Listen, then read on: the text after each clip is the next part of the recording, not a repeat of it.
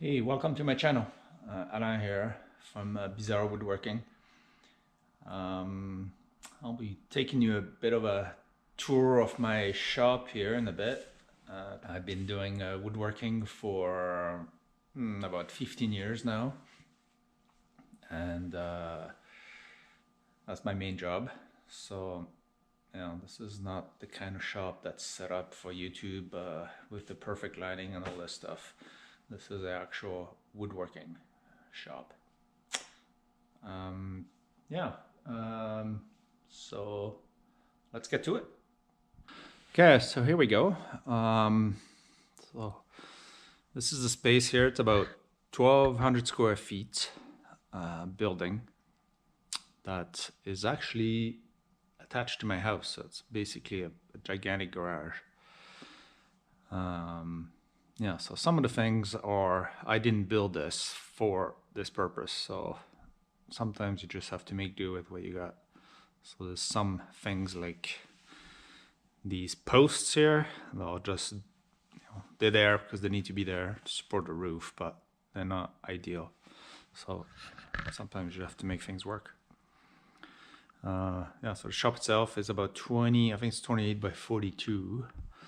Has very nice high ceilings, like I think it's 10 foot plus here and probably about 16 feet in the center there, which is very nice. Got decent light, which is also good. I put in this big window, so I usually have the view of the mountains there. I'm not sure if we can see them today. Yeah, so maybe let's start over here. This is just a assembly table. So I got a pile of stuff here that's ready to go to the spray booth today. So I'm just waiting for the shop to heat up to do that. And this I find works really well. Like, it's just a simple thing with, I have all my nailers under here. I got my lamello biscuit joiner. I have just sort of the basic tools here, my trim router, some assembly clamps. I usually have my sander over here. The vacuum is usually right there. And it has some arborite top, so the glue doesn't stick on it, which is very good. And large overhang, so you can clamp things down if you have to. So I find it works really well and pretty easy to build with just some scrap. Let's start over here. So this is my Felder saw. This is a K700S. I think the S means stretched, because it has a 9-foot table, which is really good because you can rip past 8 feet on the table. Yeah, so basically, yeah, if you're gonna do any kind of panel work, this is almost a must-have, with the sliding table, scoring blade. This one has a digital fence, which is kind of nice, and decent dust pickup, very safe saw, has a electric stop, so I find it's yeah, very safe to use and definitely worth the money. Over here we got a dustpan, Laguna 20-inch planer. Nothing too fancy there. It does have a sort of a cheapo digital readout. The best thing going is probably has a helical cutter head, which is pretty nice, because the motors on these things are pretty gutless, really. So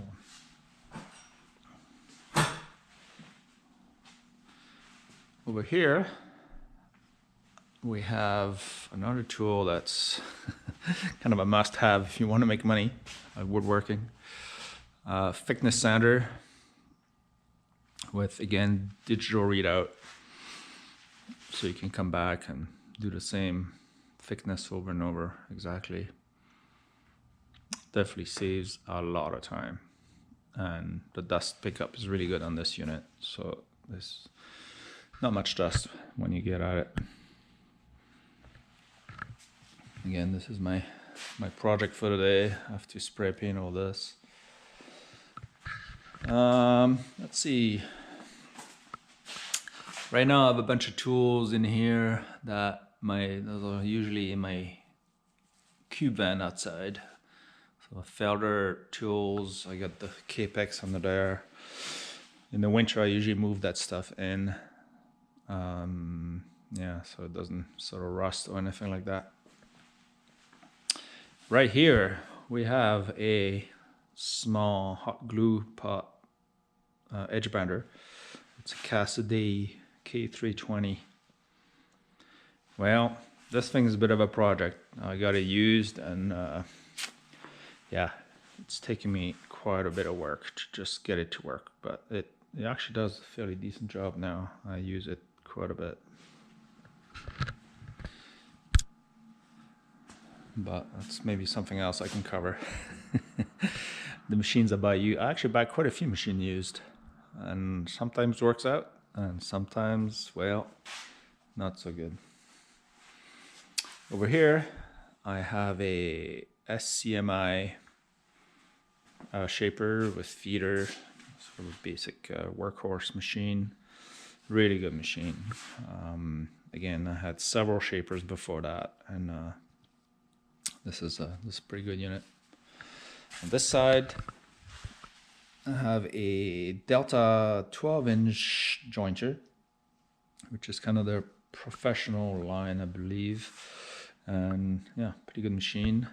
Also did upgrade this one to a insert cutter head, just to make life easy.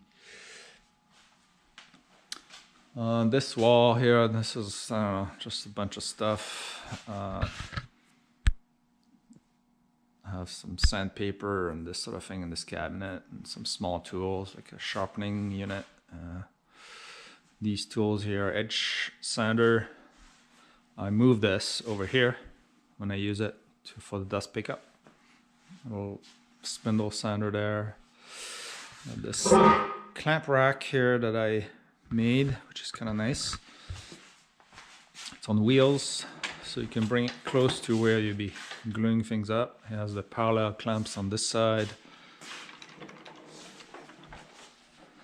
pipe clamps on that side, some other miscellaneous clamps can fit in here, but I've been using this for many years now, and it's yeah, served me well.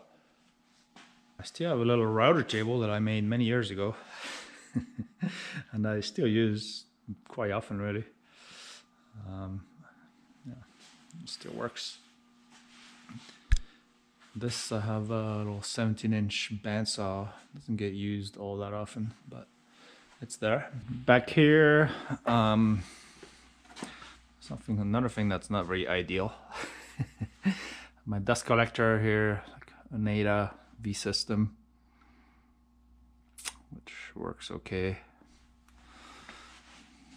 I can't say I'm super pleased with it. And I have just a big compressor back here, so these two probably shouldn't be in the same spot, but they are. And my electrical panel here, I actually have 3-phase coming in the building, which is nice.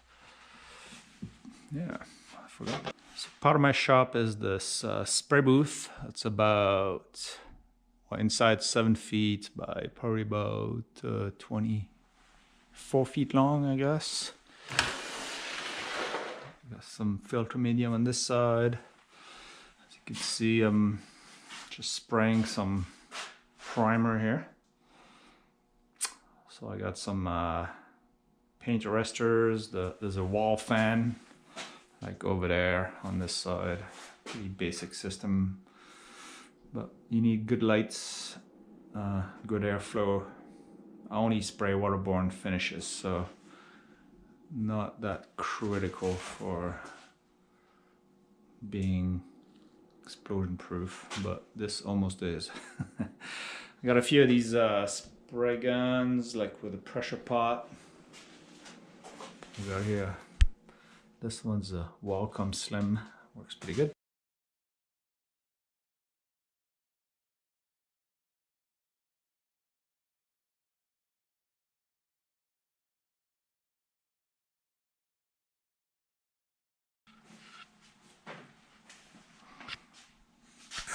This is it. Let me know if you have any questions or any topics you want me to discuss. I'll be making a few more videos here just to